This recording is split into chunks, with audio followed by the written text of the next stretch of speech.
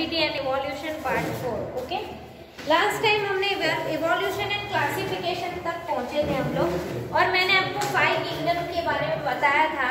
जैसे कि आपने क्लास 9 में 5 किंगडम के बारे में पढ़ा था, right? Evolution and classification.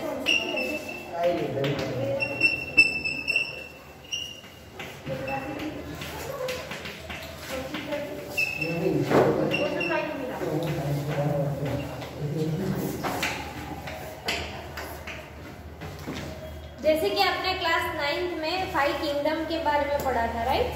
Hierarchy of the evolution. Okay, hierarchy मतलब हायरार्की पता है ना? क्या hierarchy?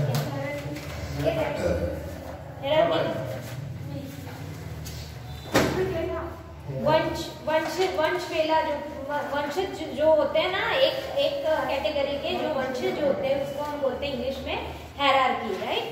So based on this principle we can work out the evolutionary relationship of species we see around us। हम हमारे आसपास जो है उनके स्पीशीज के इवोल्यूशन के बारे में आइडिया लगा सकते हैं। It is a sort of going backward in time। We can do this by identifying hierarchies of characteristics between species। In order to understand this process, let us think back to our discussion on the classification of organism in class 9, right? Class 9 में हमने 5 kingdom के बारे में पढ़ा था। Monera में आएंगे जो यूनिसेल्युलर ऑर्गेनिजम्स हैं, अमीबा, पैरामीशियम, राइट? उन सब के बारे में होता है। फिर नेक्स्ट मैंने यहाँ पे लिखा था प्लांटाई। प्लांटाई में जितने भी दुनिया में प्लांट्स है वो सारे उसमें आ जाएंगे, right? Next is animalia. Animalia में जितने भी एनिमल्स है, राइट? वो टेरेस्ट्रियल एनिमल हो, फिर या फिर वो रेप्टाइल्स हो, एम्फीबियंस हो, राइट? वो सब कुछ उसमें आ जाता है, right? Yes.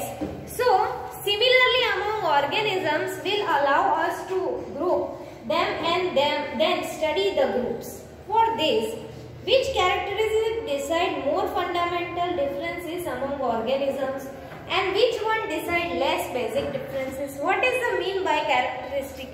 Anyway, characteristics are detail of appearance or behavior. In other words, a particular form of particular function that we have 4 limbs is thus a characteristic, right? जैसे कि कुछ कैरेक्टरिस्टिक है वो सेम है, राइट? जैसे but उनके सिर्फ थोड़े से स्ट्रक्चर एंड उसका फंक्शन अलग हो जाता है।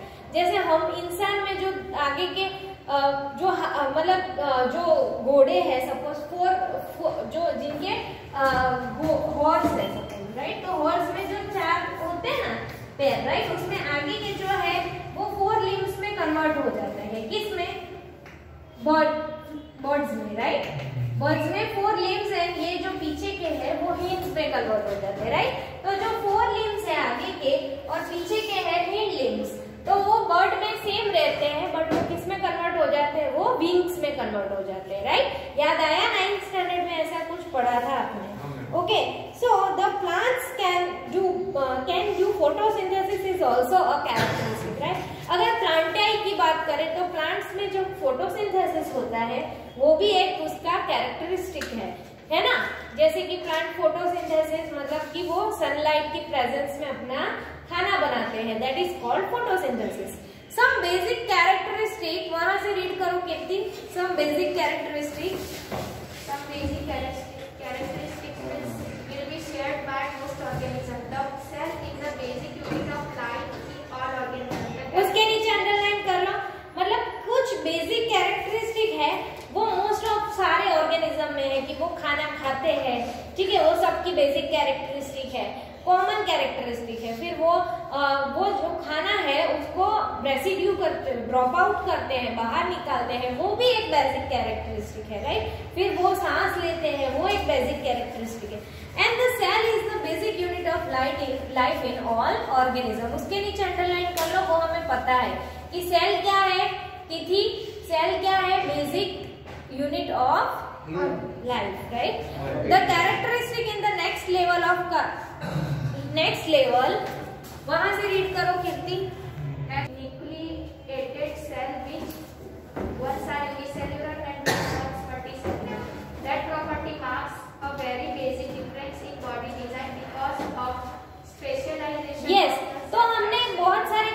क्लासिफिकेशंस किए थे 9th standard, 8th standard, 7th standard से पढ़ते आए हैं, राइट, कि कुछ है यूनिसेल्युलर ऑर्गेनिज्म है, कुछ मल्टी सेल्युलर ऑर्गेनिज्म है। वो बहुत ही बेसिक बॉडी डिजाइन के हिसाब से हमने लिया था कि ये जो है उसके सेल्स बहुत सारे हैं, तो ये multi cellular. Okay, next, Among multicellular organisms, whether they can be undertake photosynthesis or not will provide the next level of photosynthesis. Yes, फिर क्लासिफिकेशन, नेक्स्ट लेवल का क्लासिफिकेशन फिर हमने क्या किया था, autotrophs, right, yes sir no, autotrophs and heterotrophs. मतलब वो अगर ऑटोट्रॉप्स है तो they will make their food by own self with the help of photosynthesis, right, and अगर वो हेटेरोट्रॉप्स है तो they will depend on the other organism for their food.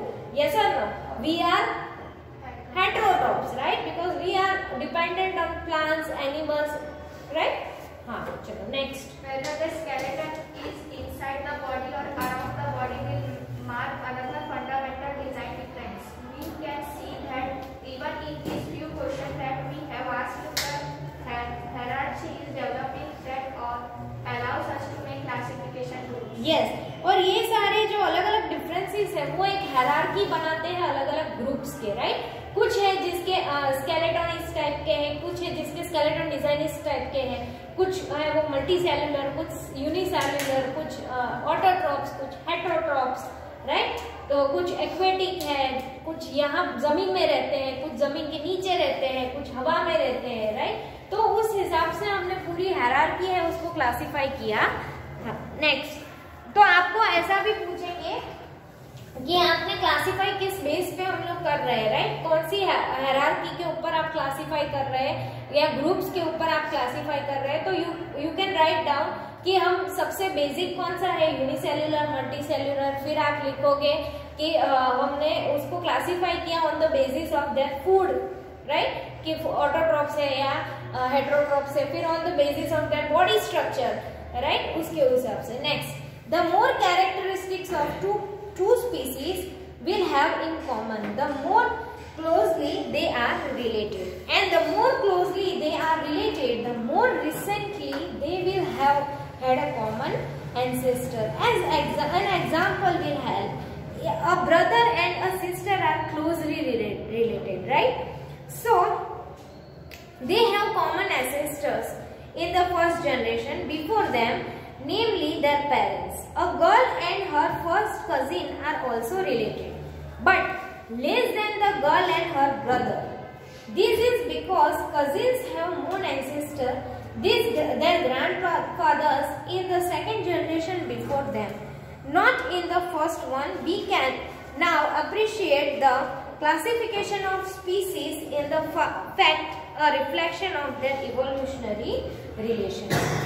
We can thus build up small group of species with recent common ancestors.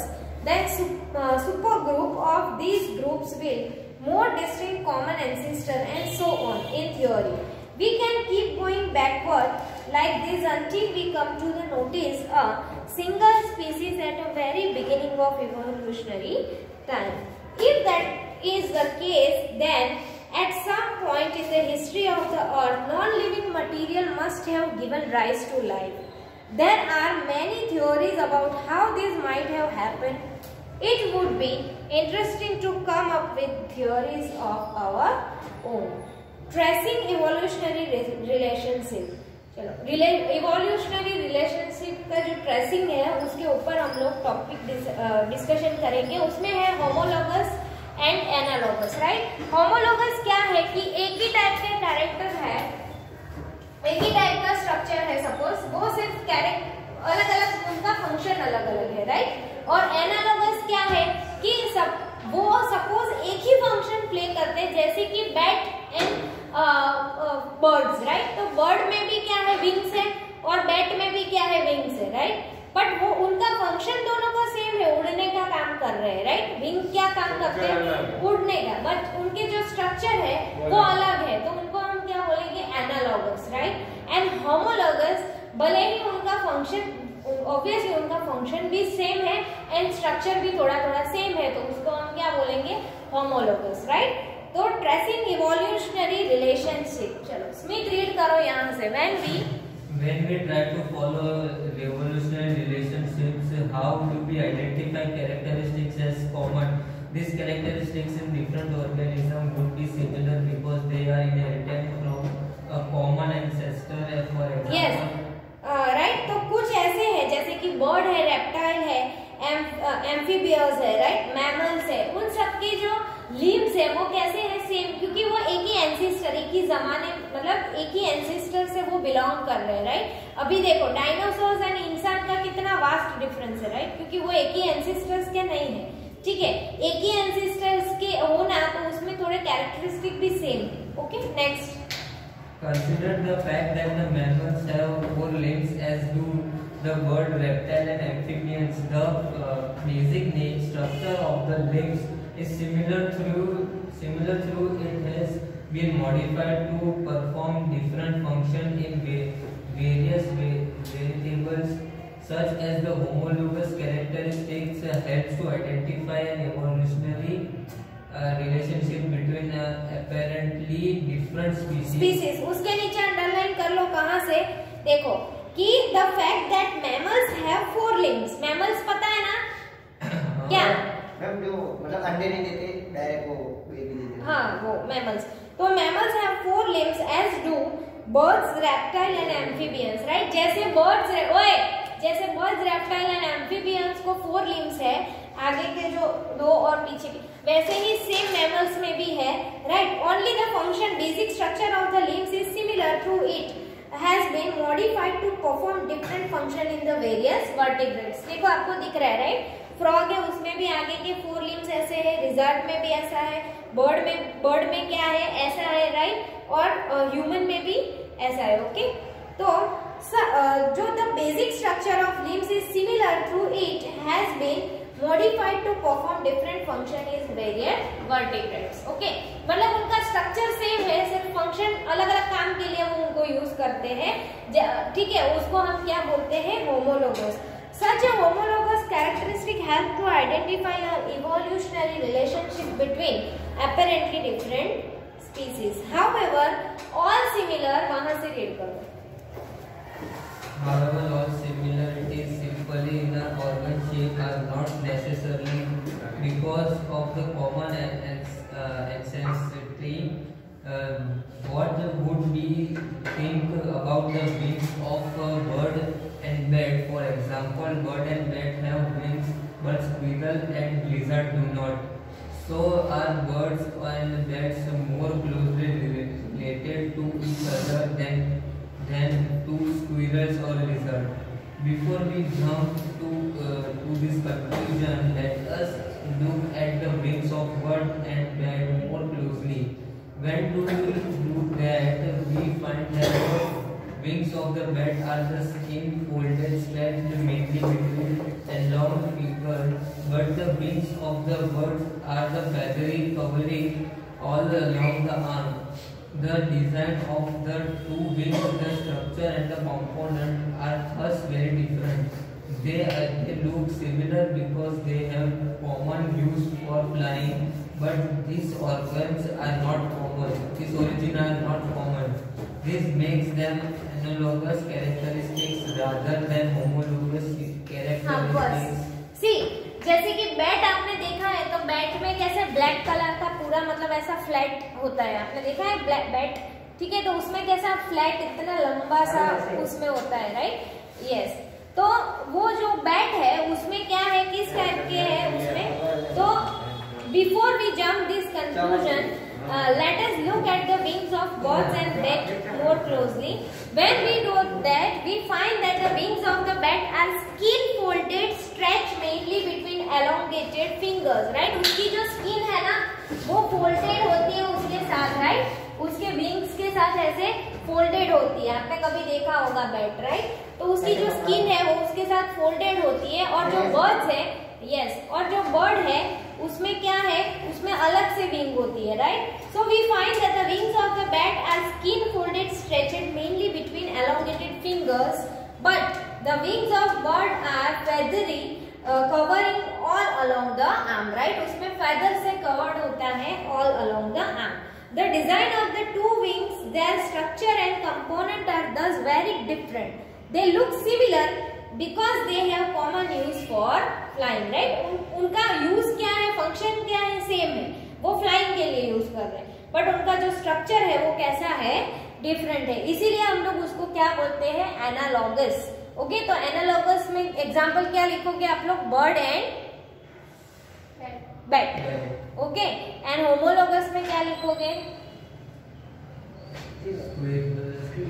सुझे लखो. Homologous में क्या लिखोगे,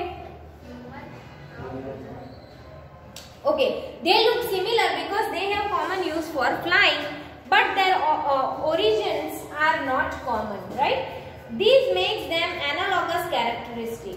Okay, next है fossil. Such studies of organ structure can be done not only on current species but also on species that are no longer alive. How do we know that the existing species ever existed? We know this from finding fossils. What are fossils? Usually when organisms die, their bodies will decompose and be lost. वो हमें पता है, right? जब इंसान या फिर कोई भी एनिमल है वो मर जाते हैं तो क्या होता है, वो जमीन के नीचे डिकम्पोज हो जाते हैं, राइट? फिर उनकी हड्डियां हैं और वो लास्ट में अगर वो डिकम्पोज नहीं हुए हैं तो हमें सालों के बाद, आपको पता होगा अभी भी कहीं ना कहीं न्यूज में आ रहे हैं, इवन यहाँ पे जो डायनासोर पार्क बनाया है उसमें डायनासोर के अंडे दिखाए हैं, right? Science city, Indroda national park. हाँ, so when organisms die, their bodies will decompose and lost. But everyone in the wild, the body or at least some part may be in the environment that does not let it decompose completely, right? But कुछ ऐसे भी part है जैसे कि हड्डियां है, right? तो कुछ स्केलेटन के ऐसे भी पार्ट है जो कम्प्लीटली डिकम्पोज नहीं होते हैं, तो वो अगर हम लोग उसको फिर डिगिंग करें बहुत ही जमीन में नीचे तक, तब जाके हमें मिलते हैं, राइट? तो if a dead insect get caught in hot mud, for example, it will not decompose quickly and the mud will eventually harden and retain the impression of the body part of insect.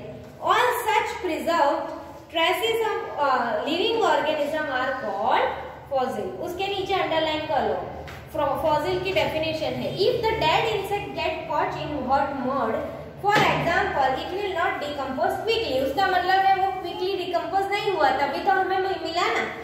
And the mud will eventually harden and retain the impression of the body part of insect, right? और हमें insect के body part के जैसे ही वो पूरा mud है उसका एक hard cover मिलता है. All such preserved traces of living organism are called fossil. मतलब वो जो रखे गए हैं पहले के जो एनिमल मतलब मर गए थे, वो डिकम्पोज नहीं हुए और जो वैसा हार्ड कवरिंग वाला रखे गए हैं उसको हम क्या बोलते हैं, फॉसिल्स, राइट? फॉसिल्स. ओके, उसके नीचे अंडरलाइन कर लो. देखो यहाँ पे ट्री ट्रंक का एक फॉसिल है, फिर देखो एमोनाइट का है, राइट? इनवर्टिब्रेट्स का. फिर तीसरा क्या है, देखो ट्रिलोबाइट. फिर फिश का है एक, यस. फिर fossil dinosaur skull, yes. Rajasaurus, मतलब डायनासोर्स के अलग अलग टाइप थे, पता है ना? डायनासोर अलग अलग उसके species.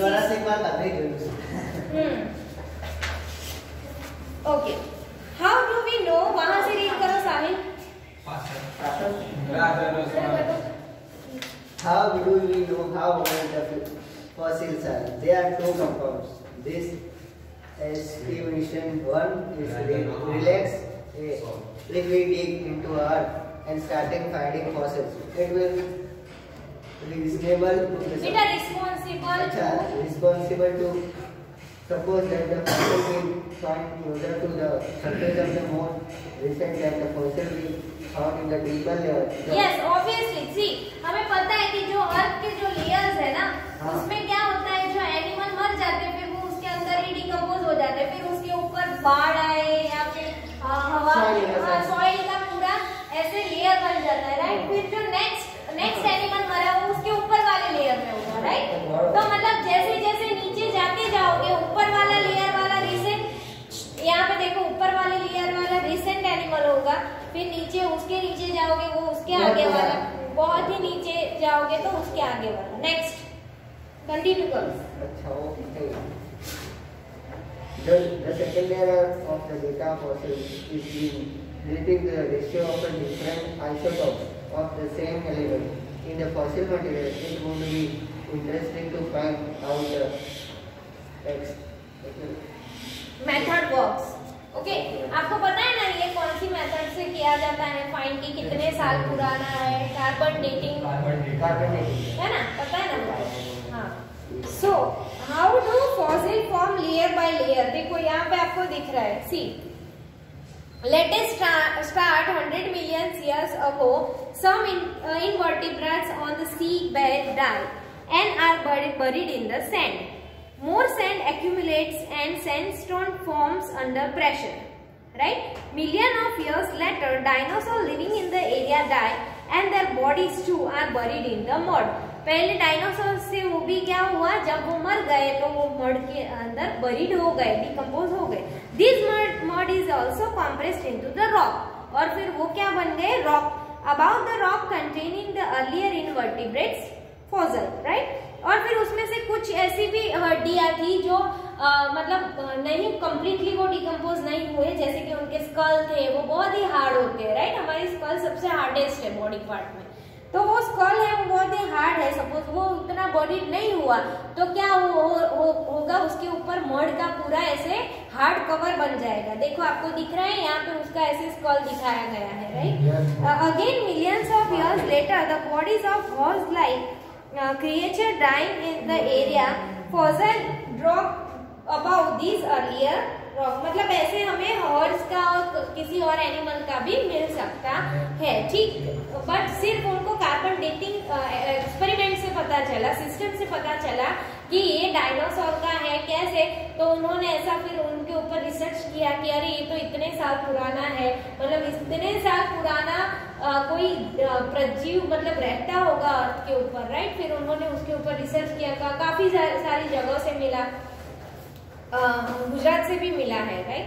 Anyway, evolution bye stages. Okay, stage में इवोल्यूशन मतलब जैसे कि ह्यूमन बीइंग में कैसे स्टेजेस है, राइट? तो वो सबसे पहले ऐसे छोटा सा सेल होता है, राइट? उसके बाद उसमें से पूरा हमने स्टडी किया है कि एम्ब्रॉय में कैसे डेवलपमेंट होता है, वैसे इसमें भी एनिमल में भी ऐसे अलग अलग स्टेजेस है। Okay, let's see. तो इवोल्यूशनरी स्टेजेस वो हम लोग नेक्स्ट लेक्चर में करेंगे। Thank you everyone.